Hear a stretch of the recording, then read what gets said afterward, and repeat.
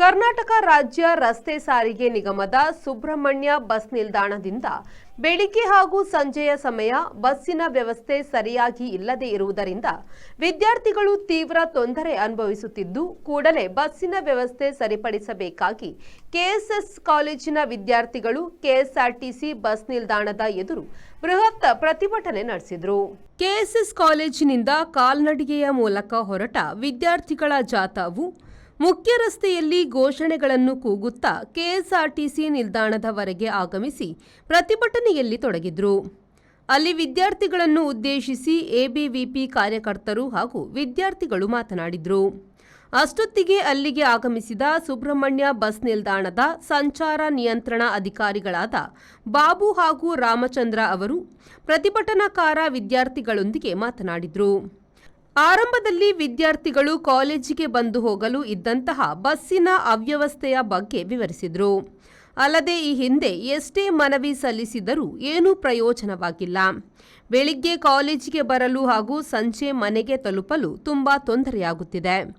ಅಲ್ಲದೆ ಬಸ್ ಡ್ರೈವರ್ಗಳು ಶಾಲಾ ಕಾಲೇಜು ವಿದ್ಯಾರ್ಥಿಗಳಿಗೆ ಬಸ್ಸನ್ನು ಕೂಡ ಸರಿಯಾಗಿ ನಿಲ್ಲಿಸುತ್ತಿಲ್ಲ ಎಂದು ದೂರಿದರು. ಇದು ಹೀಗೆ ಮುಂದುವರಿದರೆ ನಾವು ಸುಮ್ಮನಿರುವುದಿಲ್ಲ. ನಮಗೆ 1 ವಾರದ ಒಳಗೆ ಬಸ್ಸಿನ ವ್ಯವಸ್ಥೆ ಸರಿಪಡಿಸಬೇಕು. ಇಲ್ಲದಿದ್ದಲ್ಲಿ ಮುಂದೆ ಉಗ್ರ ಪ್ರತಿಭಟನೆ ನಡೆಸಲಾಗುವುದೆಂದು ಎಚ್ಚರಿಕೆ ನೀಡಿ ಸುಳ್ಯ ಡಿಪೋ ಮ್ಯಾನೇಜರ್ ಅವರಿಗೆ ಮನವಿ ಸಲ್ಲಿಸಿದರು.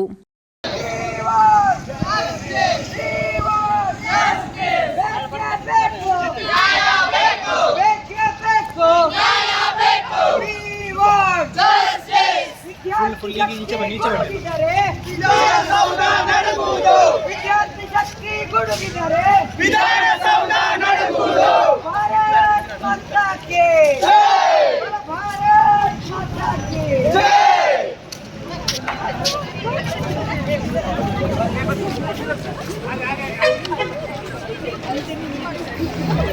ಕಾಲ್ ಮಾಡಿ ಹೇಳಿದ್ರೆ ಸುಳ್ಯ ಡಿಪೋ ಕಾಲ್ ಮಾಡಿ ಹೇಳಿದ್ರೆ ಯಾವ ರೆಸ್ಪಾನ್ಸ್ ಇಲ್ಲ. ಸುಳ್ಯ ಡಿಪೋ ಬರೀ ಥರ್ಡ್ ಕ್ಲಾಸ್ ಡಿಪೋ ಸರ್. ಅದು ಎಂತ ಒಂದು ಜವಾಬ್ದಾರಿ ಇಲ್ಲ.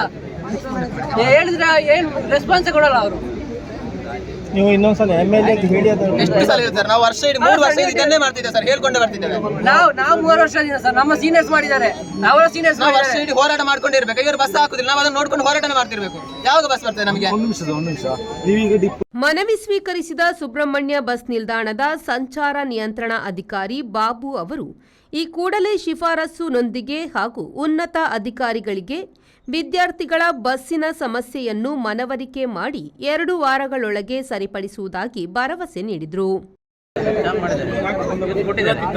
ಈಗ 11 ಗಂಟೆ ಬಿಟ್ಟರು ರಾತ್ರಿ 6 ಬಂದು ಮತ್ತೆ 3 ಕಾಲಕ್ಕೆ ಇಲ್ಲಿ ಬಿಡುವ ಟೈಮ್ ಅದು. ಈ ಸ್ಟ್ಯಾಂಡಿಂಗ್ ಆಯ್ತಾ 3 ಕಾಲಕ್ಕೆ ಬಿಡೋದು. 3 ಕಾಲ್ ಬೇಡ ಸರ್ ನಮಗೆ. 3:30 3 ಮುಕ್ಕಾಲಿಂದ ಮೇಲೆ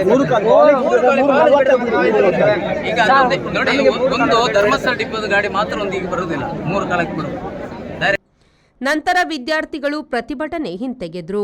ಪ್ರತಿಭಟನಾ ನೇತೃತ್ವವನ್ನು ಕಾಲೇಜಿನ ವಿದ್ಯಾರ್ಥಿ ನಾಯಕರು ಹಾಗೂ ಎಬಿವಿಪಿ ಪದಾಧಿಕಾರಿಗಳಾದ ಶ್ರೀಜಿತ್, ನಂದಕುಮಾರ್, ದಿಶಾಂತ್, ಕಾರ್ತಿಕ್, ಹೇಮಂತ್ ಹಾಗೂ ಪ್ರೀತೇಶ್ ವಹಿಸಿದ್ರು. ದಿವಾಕರ್ ಎಂ, V4 ನ್ಯೂಸ್, ಕಡಬ.